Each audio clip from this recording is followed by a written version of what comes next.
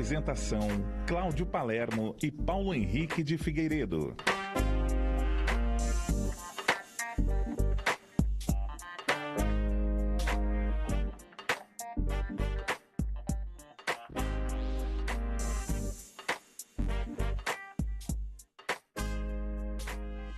Olá, seja muito bem-vinda, seja muito bem-vindo ao programa Livre Pensamento, começando para você agora pela Rádio Boa Nova, pela TV Mundo Maior. Eu sou o Júlio Sena, estou aqui com Paulo Henrique de Figueiredo. Seja muito bem-vindo, Paulo. Olá, Júlio. Olá, amigos que nos acompanham. É uma alegria estar aqui de novo no Livre Pensamento, né? Lembrando que Kardec qualificou livre pensamento como sendo o espiritismo o campeão da liberdade de consciência, da liberdade de pensamento. Ele dizia livre-arbítrio, livre consciência, livre pensamento, tudo isso é uma coisa só. É a meta, a proposta, o meio, né? E ao mesmo tempo o objetivo do espiritismo.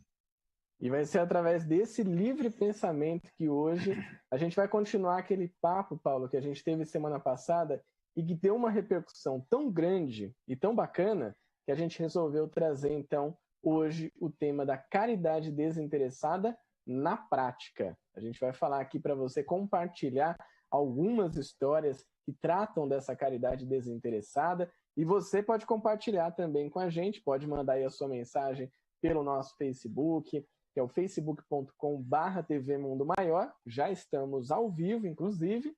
Mas se quiser também encaminhar a sua mensagem de WhatsApp, é só anotar o número 11 99643 3827. Você manda aí a sua mensagem de WhatsApp. Vamos falar então sobre a caridade desinteressada na prática e você pode participar mandando aí as suas colocações ou até as suas dúvidas sobre esse assunto. Pelo nosso Facebook, já temos aqui o Luiz Eugênio Lico, boa tarde, de Itu, São Paulo. A Regina Prata, nossa produtora, está por aqui também. A Cristiane Oliveira e o Wagner Medina estão nos acompanhando pelo Facebook. Mas, Paulo, para a gente começar o programa de hoje, eu quero te fazer uma pergunta. Esse negócio de caridade desinteressada dá um pouco de trabalho, não dá, não? Será que vale a pena mesmo fazer isso aí na nossa vida? Não é gastar o nosso tempo à toa? O que você acha disso? Olha, eu sou um pesquisador, né, Júlio? Era bom a gente perguntar para um bom espírito, né? Boa. E eu acho que ele vai dizer que vale a pena, senão ele não seria um bom espírito. Né? Não é? Se ele alcançou, por meio desse esforço, investindo vidas e vidas e vidas, uma condição que é qualificada como de espíritos bons e felizes, eu acho que dá para a gente deduzir, né? O valor disso, né? Ou você pode também abrir mão disso. Se você quer ter moral, você tem essa hipótese e tem um dogma, que é o seguinte: você pode ter ou não sido escolhido por Deus. Porque aí você teria que aceitar que Deus escolheu alguns para o inferno, escolheu outros para serem os escolhidos e os felizes. Aí você teria que viver essa angústia, né? Será que eu sou ou não um escolhido, né?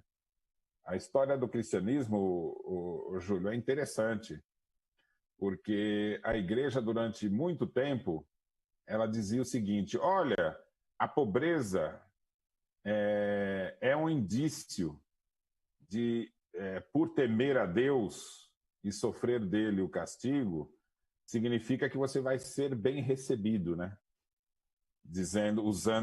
A igreja usa aquelas referências, por exemplo, dos bem-aventurados, né? Bem-aventurados os simples e assim por diante. Mas depois da Reforma Protestante, surgiu um grupo de sacerdotes, né, de pensadores cristãos, que disseram o seguinte: olha, você vai medir o quanto você pode ser o escolhido pelo grau de sucesso que você tenha em virtude do seu trabalho no mundo. Então aí surge uma outra vertente, né? Derivada da reforma, que vai dizer, olha, quanto mais bem sucedido você for, né, e entre esses, uma parte importante desse pensamento da Europa migrou para os Estados Unidos e deu origem, né, àquele pensamento que é natural, né, dos fundadores dos Estados Unidos, de que você vai medir pelo teu sucesso o quanto você é um escolhido de Deus. Então você vê que a gente tem aí diversos caminhos, né, no dogma católico. E o espiritismo não vai para nenhum dos dois, né? Enquanto que o materialismo vai dizer o seguinte: você vai ser bem-sucedido se você se sobressair na competição. Então o materialismo vai dizer: você tem que ser livre e ir atrás das suas vontades, desejos, interesses no limite da sua força, da sua capacidade em meio à competição. E que se sobressaiam os mais fortes. Mesmo que você tenha que passar por cima de alguém para conseguir isso, né? Aí ele vai dizer, olha, isso eu não estou considerando, isso aí é da natureza. Aí ele tenta se espelhar na natureza e dizer que entre os animais se sobressai o mais forte. Como nós seríamos animais que pensam, né? Então a gente deveria seguir os instintos. Então você vê que as alternativas não são muito agradáveis, né? Então você tem que ficar frustrado se você acredita que Deus abençoa com sucesso o escolhido. Você tem que ficar submisso às circunstâncias. Se você achar que a pobreza e o sofrimento é a marca, né, da escolha divina. E se você quiser ser materialista, você vai ter que sair brigando aí para se sobressair. Ou como alguns materialistas afirmam, né, desistindo da vida, né, pelo tédio, né, que está envolvido nela. Eu prefiro, e talvez já respondendo a sua pergunta, né, independente do resultado, eu prefiro imaginar que nós todos têm oportunidades iguais e todos vão conquistar o mesmo resultado, que é o desenvolvimento das faculdades, né, alcançando dessa forma a compreensão de como deve agir o espírito e se libertar, né, do apego à matéria, à condição da vida no corpo físico, compreendendo que o nosso destino é espiritual. Sem ter a afobação de achar que eu não vou encarnar mais, agora eu vou ficar no mundo espiritual. Não, sem ter essa afobação, porque a gente ainda tem a fase de tornar esse mundo melhor. E eu sempre fui motivado pelo desafio de pegar algo que a gente precisa melhorar, né? A gente vivencia isso na nossa vida, né? E dá uma satisfação tão grande, né? Eu gosto, Júlio, de arte. E eu aprendi durante um período da minha vida a pintura a óleo. Comecei pelo clássico, né? E é uma satisfação tão grande você pegar uma tela em branco e você aprender as técnicas adequadas, né? E desenvolver habilidade, né? E usar a imaginação e você ir transformando aquela... Primeiro você vai fazer os traços de carvão, né? Que dão uma ideia do que você quer fazer naquele quadro. Não existia nada ali, estava na sua imaginação. Depois você vai colocar sombras, né? Deixar o claro e o escuro. Depois você vai pondo inúmeras camadas de tinta a óleo que vão se sobrepondo. Quando você vê o quadro pronto e você consegue dar profundidade, dar as cores, dá uma sensação tão interessante, né? Que você fala, puxa, como é que eu cheguei nisso, né? Como é que essa representação desse quadro... E aí tem uma nova satisfação quando você mostra o quadro para alguém. E a pessoa algumas vezes fica emocionada, né? Ela fala, nossa, que bonito, que tocante, sabe? Então, nós temos essa capacidade de usar habilidade, né, inteligência, fazer escolhas, desenvolver habilidades e provocar nos outros emoções, entendimentos. Então, eu acho que esse é o valor da proposta espírita. E a felicidade é isso. Muito bom. Boa resposta, Júlio? Olha, eu acho que tá. Bem razoável, né? Foi uma resposta razoável. Quem está aqui nos acompanhando vai poder dizer até melhor. E já estão chegando as primeiras perguntas, viu, Paulo? Quero trazer aqui as participações pelo nosso Facebook. A galera tá chegando mesmo, mandando aqui um boa tarde. A Valéria Pessoa, obrigado pelos esclarecimentos de sempre. Paulo, estudamos seu livro em nossa amada Casa dos Humildes, em Recife, Pernambuco. Opa, que coisa bonita. Que bacana, né? Também aqui a Lucilene Toledo com a gente, a Mari Fernandes de Espírito Santo do Pinhal, Cecília Reis, também a Elizabeth Viana, a Cláudia Sequeira, Yara Cambotas, o Luiz Antônio aqui com a gente, a Terezinha Mélio. E chega uma pergunta aqui, Paulo, que é do Wagner, o Wagner Medina. Ele já foi direto ao ponto. E aí, para essa resposta, eu acredito que seja bacana a gente retomar, então, o conceito da caridade desinteressada. E aí, na sequência, eu vou trazer já aí algumas histórias para a gente entender como que isso pode ser colocado em prática. O Wagner perguntou o seguinte: existe, de fato, uma caridade desinteressada? Veja, são dois paradigmas, né, que, na minha obra, eu fiz uso de dois conceitos modernos, mas que qualificam e se referem ao que Kardec propôs, que são os conceitos de moral autônoma e moral heterônoma. A maioria das pessoas está condicionada pela moral heterônoma, porque ela está presente em todas as religiões ancestrais e no materialismo, ou seja, em quase tudo que nos cerca. E o que é a moral heterônoma? Eu vou agir em função de castigos e recompensas. Então, as nossas leis são regidas dessa forma, né? E as religiões colocam um Deus que não é verdadeiro, mas que se conta que ele se relaciona com a gente dessa maneira. Se você for obediente e submisso à minha vontade, eu vou ser generoso com você. Se você me desobedecer, eu vou lhe castigar. Então, essa ideia está presente na ideia de karma, na ideia de pecado, em todas as religiões do passado. Quando Kardec foi conversar com os espíritos, e Kardec tinha a vantagem de que a visão de uma nova moral estava sendo estudada naquele século dele, né? Desde 1810, né, por Menin de Bihan, de 30, pelos espiritualistas racionais em Sorbonne, estava se estudando uma nova moral. Eles diziam assim: olha, castigo e recompensa é condicionamento, em virtude da dor, do prazer, das emoções. Em verdade, o ser humano, enquanto alma encarnada, ele vai desenvolver a sua moral pelo exercício da vontade, ou seja, o ato moral é o ato da livre escolha racional de como eu devo agir. E a referência não é externa, a referência é interna, é a consciência. E sendo a referência interna, eu tenho que prestar contas para mim mesmo. E se eu acredito em Deus, seria para mim e para Deus, mas não de um relacionamento de cobrança de Deus, mas um relacionamento de reconhecimento de que as leis que ele criou definem o que é melhor para todos. Então, não há uma regra a ser seguida, mas habilidade de resolver os problemas ou encaminhar as circunstâncias. Então, a moral não seria assim: esse é o certo, esse é o errado. Uma listinha. Na autonomia, o certo e o errado depende de quem, em qual situação. Eu uso um exemplo nas palestras, Júlio, dizendo o seguinte: eu pergunto, é certo salvar uma pessoa que está morrendo? A resposta unânime que eu ouço do público é sim.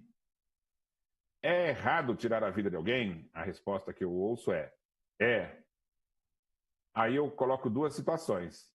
Uma pessoa está na beira do rio e tem alguém se afogando e ela não sabe nadar. É certo ela mergulhar no rio para salvar? Olha, complicou já a resposta, hein? Não é, porque aí vão morrer os dois. Então, salvar uma vida nessa situação, por essa pessoa, não é o correto. E se você tiver que atacar alguém que está agredindo uma criança, e isso tirar a vida dela, não é errado. Em virtude das circunstâncias. Não teria uma outra maneira de agir, há uma série de questões.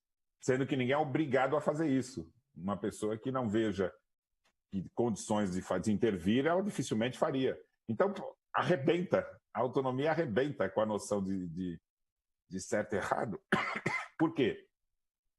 E aí o Espiritismo vem explicar. A responsabilidade moral é proporcional à capacidade ou entendimento do indivíduo. Eu não sou responsável moralmente por aquilo que não está no meu alcance. E só o Espiritismo fala isso. Porque só no Espiritismo nós vamos ter explicação de que o livre-arbítrio é progressivo. Então, Júlio, as duas perguntas que eu recebi hoje, elas não se encaixam no meu raciocínio. Você perguntou, será que é bom mesmo investir nisso? A segunda pergunta foi, é possível isso? Sabe, como eu estou dizendo que o Espiritismo se baseia na psicologia humana e não em dogmas e suposições, então nós estamos lidando com algo que é natural.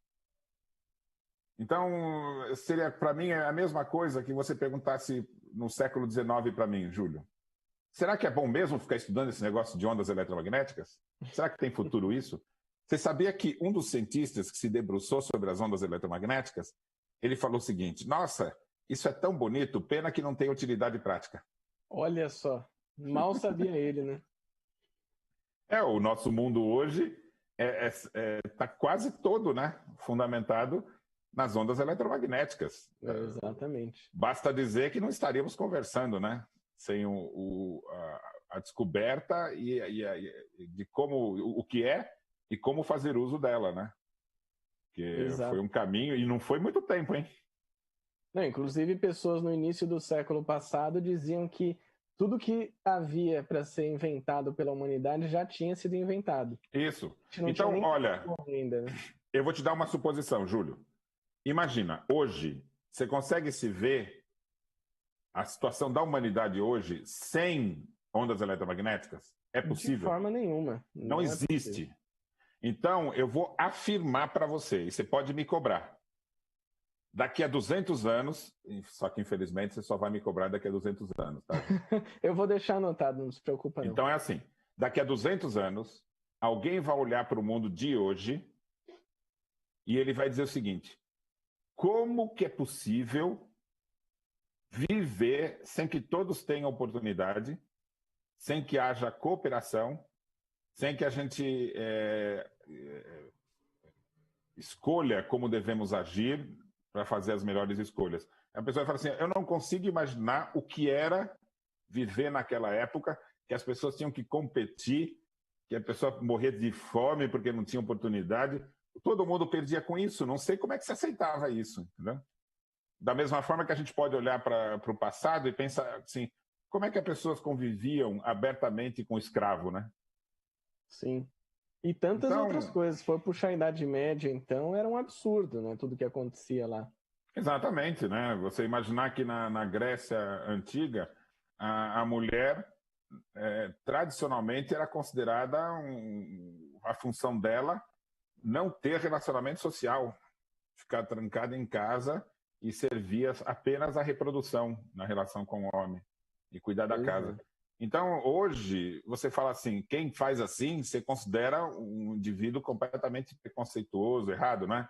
Sem dúvida. E naquela época era o natural. Então, nós temos que reconhecer, Júlio, que a gente que não enxergar que a autonomia representada pela caridade desinteressada, né?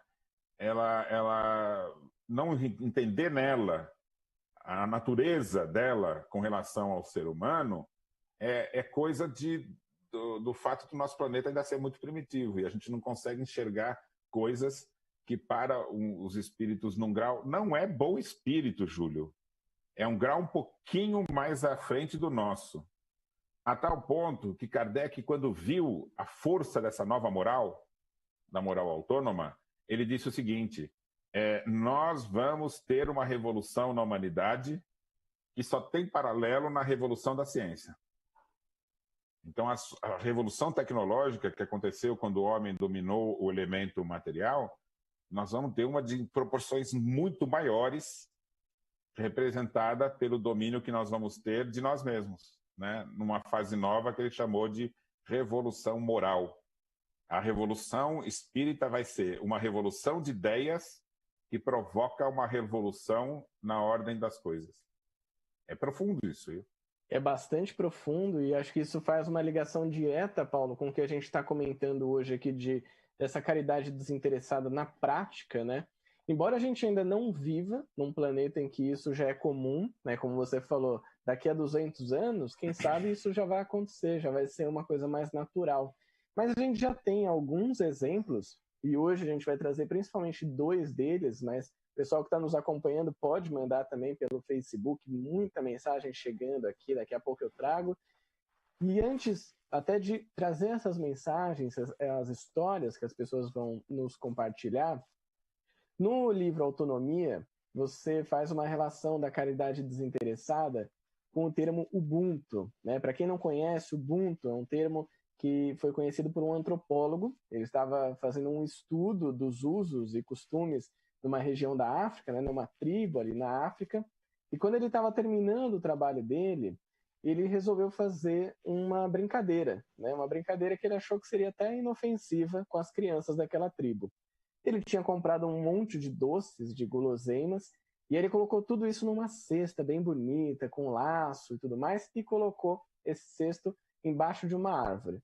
Posicionou as crianças, né, todas numa linha, e disse o seguinte: vocês devem sair correndo até essa cesta, e quem chegar primeiro ganha todos os doces que estão lá dentro. Então, as crianças se posicionaram ali na linha, né, demarcada, para se preparar para essa corrida. E quando ele deu o sinal e gritou já, as crianças todas deram as mãos e saíram correndo em direção àquela árvore para pegar o cesto. E aí, chegando ali, elas então comemoraram e começaram a distribuir os doces entre si. É claro que esse antropólogo não entendeu absolutamente nada, né? Porque nunca tinha visto aquilo acontecer. E como um antropólogo, ele entendia que seria, na verdade, uma competição que aconteceria ali, foi perguntar para uma das crianças o que era aquilo. E elas só responderam assim: Ubuntu, tio, Ubuntu. Como uma de nós poderia ficar feliz se todas as outras estivessem tristes? E ele ficou pasmo, né, com aquela situação, e depois de meses trabalhando nisso, estudando aquela tribo, que ele não tinha entendido esse comportamento, explicaram para ele, né? Ubuntu significa eu sou porque nós somos, ou, em outras palavras, eu só existo porque nós existimos. Essa referência, Paulo, do Ubuntu, que a gente pode fazer ligação com a caridade desinteressada, você acredita que já seja um indício do que vem por aí na prática, né? Como colocar essa caridade na prática? Olha, Júlio, eu acho que é até mais profundo do que isso. É isso, mas muito mais. Porque, veja, há uma tese materialista de que o ser humano é egoísta por natureza. Há uma tese da igreja de que Deus fez com que almas perfeitas caíssem no mundo, né? Dando todas as condições da ignorância, do erro, do egoísmo, tudo isso ele colocou no pecado original. Então, a carne, é na carne que estão todas as negatividades, né? Enquanto a alma seria perfeita. Ou seja, se você se libertar e ganhar um corpo puro, você vai para o paraíso. Então, veja, os dois têm teses. E o Espiritismo está propondo o seguinte, que o natural em nós é a cooperação. O natural em nós é a relação entre os indivíduos de tal forma que um complemente o outro no que lhe falta. Por isso que Kardec vai dizer assim, está no amor materno, né? A representatividade dessa união fraterna, né? E quando a gente descobre que entre os ancestrais africanos, que representam o nosso povo mais antigo, sendo que Kardec fala da chegada dos exilados, né, de um outro planeta, que acabaram dando origem ao Egito Antigo, à China, às primeiras civilizações, nós temos que considerar que na África nós vamos ter os grupos mais próximos da Terra, ou seja, dos espíritos simples da Terra. E quando você vai buscar a gênese das civilizações, do Egito, dos hebreus, o que você vai encontrar lá? Olha, caiu do paraíso. Entre os egípcios tem, Osíris e Ísis vieram de um outro planeta e vieram trazer a civilização para o povo da Terra. Então você vai encontrar as representações exatas do que Kardec falou, exilados.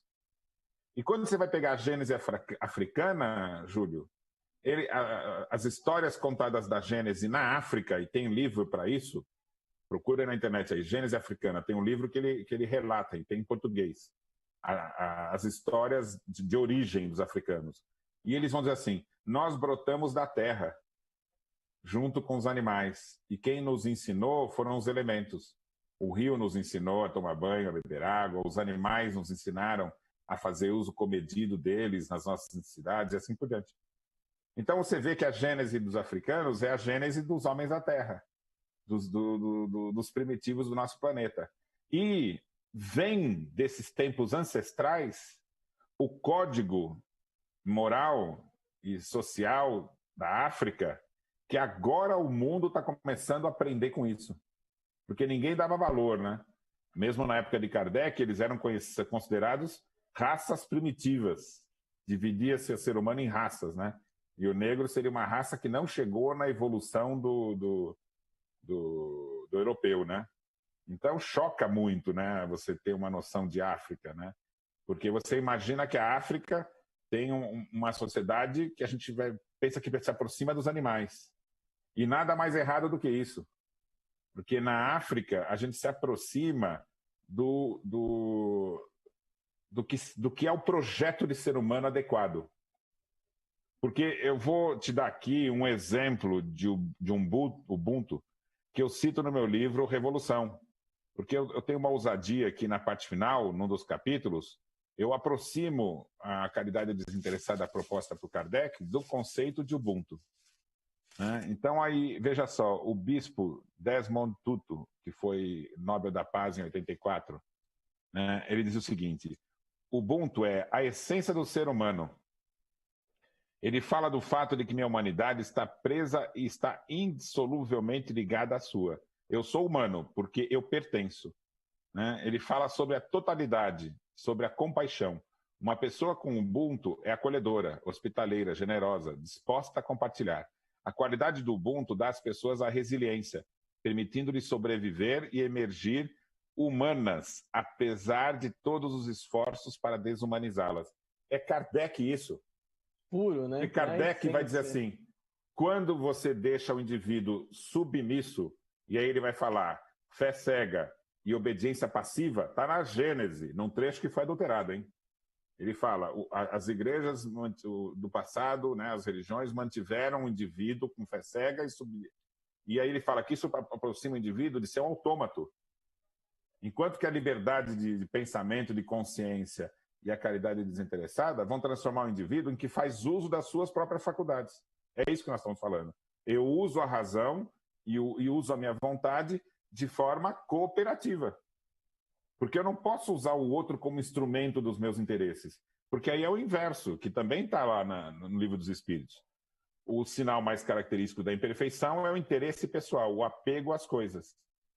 E o interesse não é só pelas coisas, é transformar o outro numa coisa. E quando você tem escravidão, ou você cria determinadas pessoas na sociedade, que a finalidade delas é servir aos outros, você está usando ela como coisas, ou seja, desumanizando. E a proposta do Ubuntu e da caridade desinteressada de Kardec é a seguinte, todos nós vamos ser levados em conta como seres humanos no relacionamento social. Então eu não vejo no outro um instrumento para atingir os meus objetivos. Eu vejo no outro um igual e que a felicidade minha depende da felicidade do outro. Mas ainda vai mais à frente, Júlio. Vou ler outro trecho, do Tutu.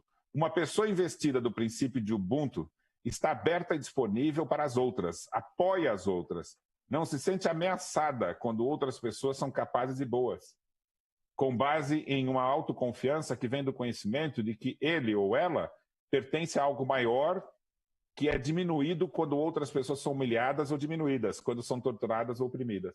Então, olha que coisa incrível. Ele diz, eu não vou me sentir diminuído porque eu vejo outras pessoas melhores. O que Kardec fala? Quando você vê alguém melhor do que você e mais capaz, é porque ele teve mais vidas para atingir essa condição. Então, não fique invejando, porque você vai alcançar essa condição. E quando você vê pessoas que estão numa condição mais simples, igualmente, ajude-as, né? Porque ela também atinge a condição que você chegou. Porque se você sabe mais do que ela, é porque você teve mais tempo e mais investimento no seu desenvolvimento do que ela. Porque é para não ter essa cobrança, né? Essa comparação que a gente faz o tempo todo. Isso, porque para tornar-se humano, você tem que aprender a dominar suas faculdades, que vai ser o quê? Razão, vontade e imaginação.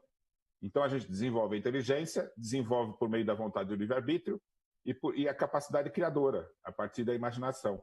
Então essas coisas, a gente começa simples, ignorante, segundo o Espiritismo, e vai desenvolvendo.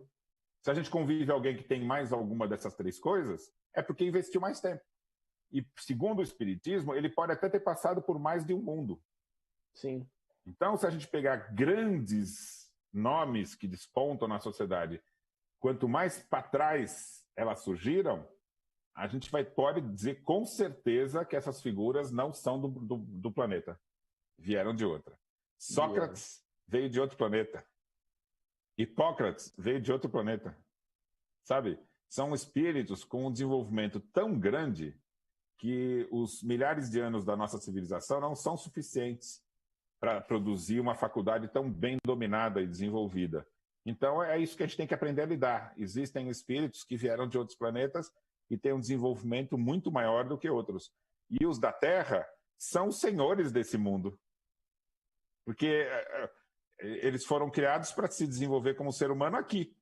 Sim. Então, os que já têm o desenvolvimento anterior são convidados a participar, mas para ajudar. E não para dominar e fazer com que os que estão aqui sejam submissos e sejam impedidos. Fé cega. Impedido de desenvolver a razão e a inteligência. Obediência passiva. Impedido de ter domínio sobre a sua própria vontade. E se você não tem domínio da vontade e não tem domínio da inteligência, você não é criativo.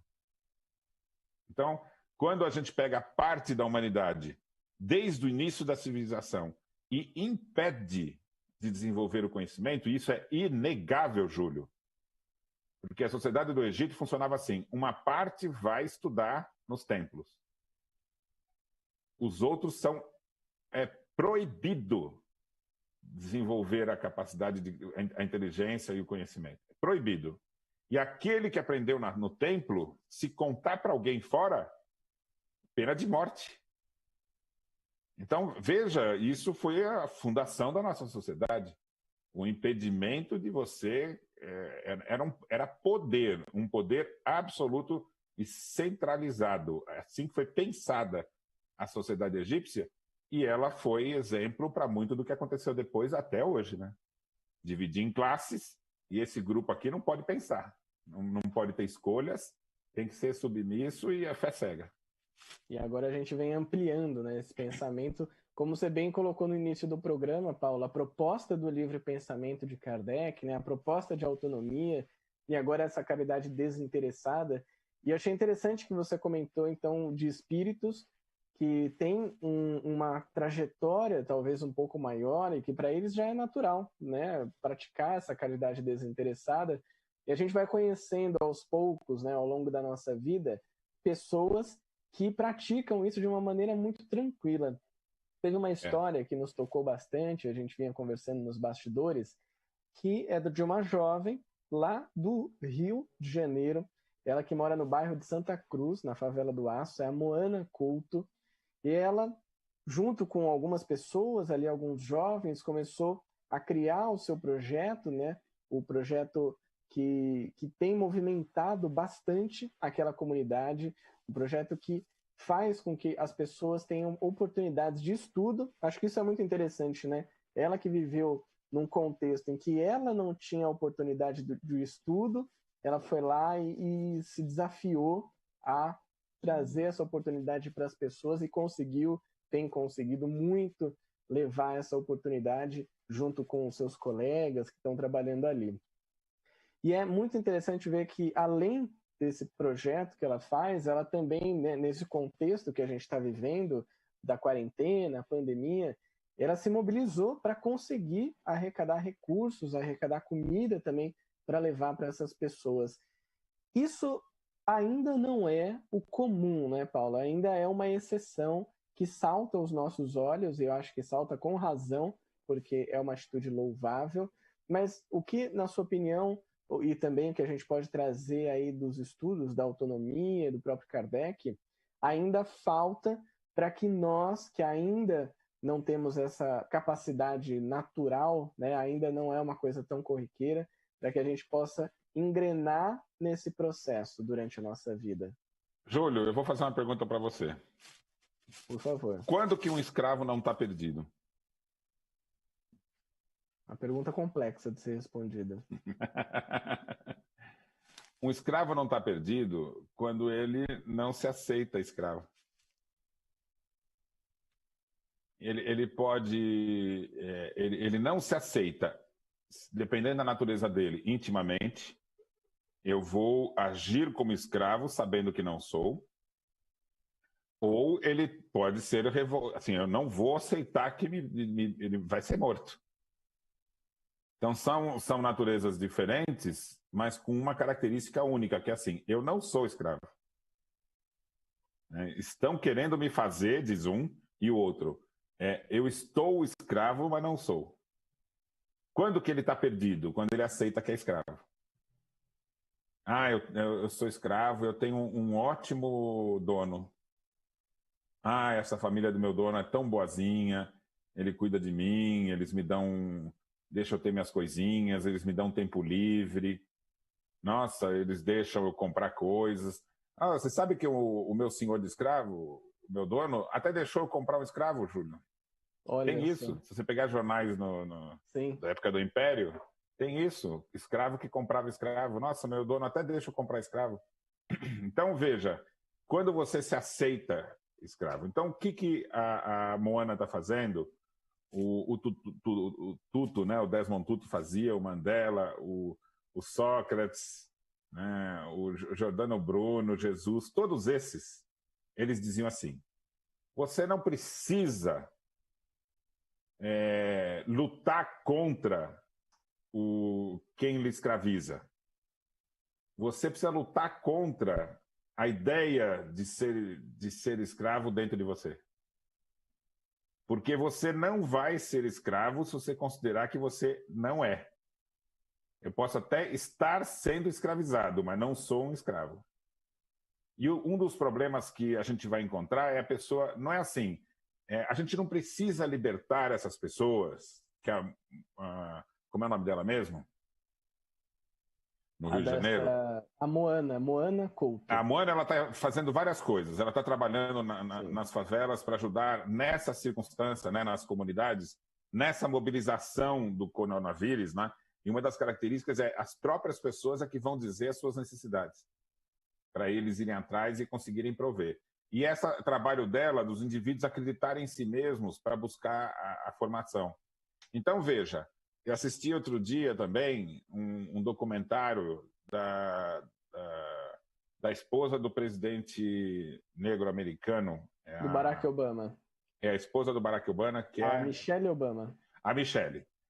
A Michelle lançou uma autobiografia e saiu fazendo um documentário. Ela fez um documentário sobre as visitas que ela fez, né, as palestras, tudo. E aí ela fez alguns encontros com o jovem. Quem quiser assistir tem isso lá na Netflix, né? E ela, quando está com o jovem pergunta o que ele deve almejar para aproveitar o exemplo do que a Michelle está servindo.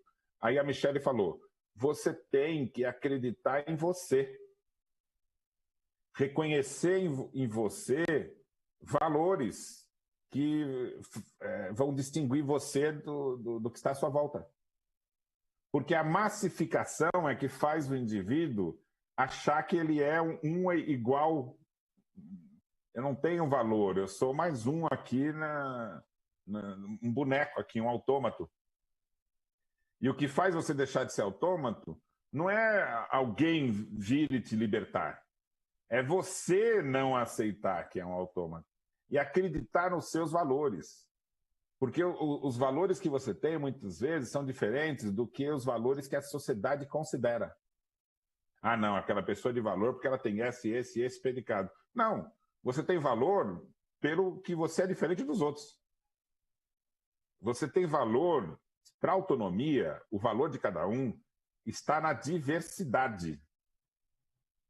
E aí, conforme a gente se percebe que cada um é diferente do outro, a gente vai encontrar a perfeição não no indivíduo melhor de todos, que é a competição, né? É a massificação. Nós vamos encontrar no quanto nós nos completamos. Aí eu vou dizer aqui o que fala o Mandela. Veja, e é a resposta da que a gente teve na pergunta do começo lá. Sim. É possível a caridade desinteressada? É muito mais complexo do que isso, porque, veja,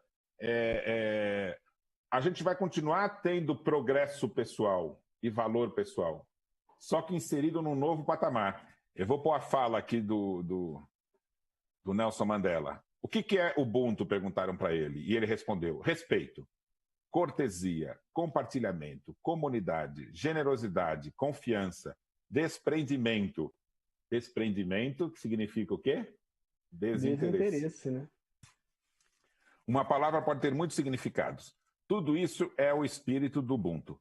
Ubuntu não significa que uma pessoa não se preocupe com o seu progresso pessoal. Vou repetir.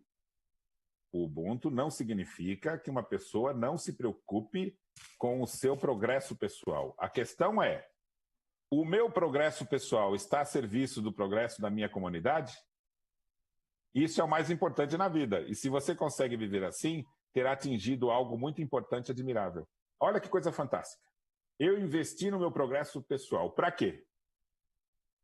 Para satisfazer o meu interesse? Aí não é caridade desinteressada nem autonomia. Aí é a imperfeição.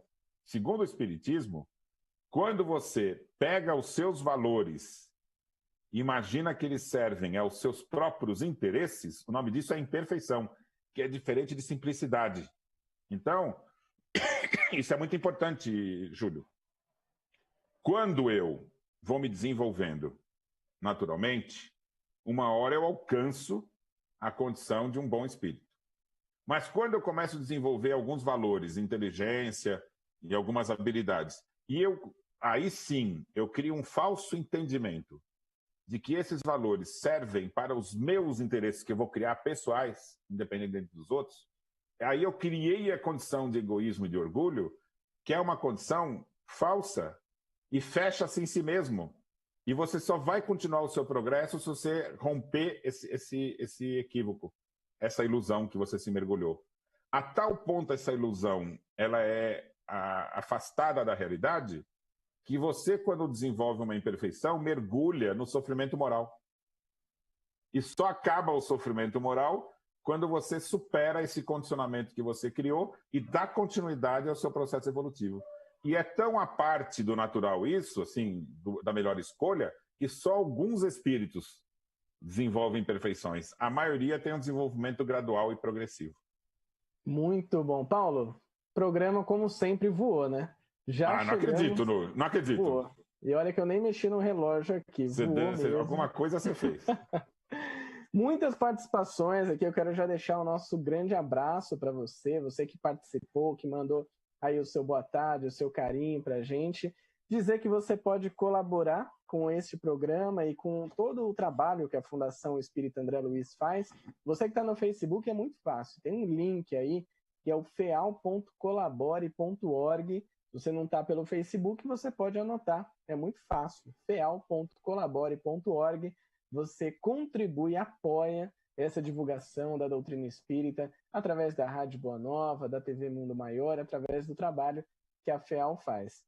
Paulo, quero te agradecer, foi um grande aprendizado, eu tenho certeza que todo mundo que nos acompanhou aprendeu muito hoje também. Júlio, para todos nós que estamos aprendendo com isso, existem muitas coisas positivas, mas existe um tirachão nosso, que é o seguinte: não vai chegar no mundo espiritual e dizer assim, mas ninguém me avisou. Né? Porque você escolheu lê as obras que estão avisando, né? Que é o legado de Kardec, né? Então, o mínimo que o Espiritismo faz com a gente é, antes de morrer, a gente sabe o que é ser espírito. Então, na verdade, isso tem que ser transformado não num pesar, mas numa vantagem, né? Puxa, então eu tenho motivo para investir nisso, né?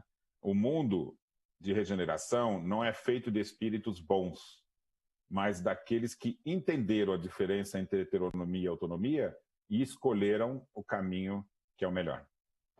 Fantástico. Então, com essa frase, a gente finaliza o nosso programa de hoje, deixando aqui o nosso grande abraço também, o nosso carinho a toda a equipe técnica que esteve conosco, aqui a Fernanda Lima, o Valdeci Lourenço, também na produção Regina Prata e Bruna Paz, e na telefonia a Solange Ribeiro. Semana que vem tem mais Livre Pensamento ao vivo aqui, trazendo mais assuntos do Espiritismo para a gente estudar juntos. Grande abraço e até semana que vem.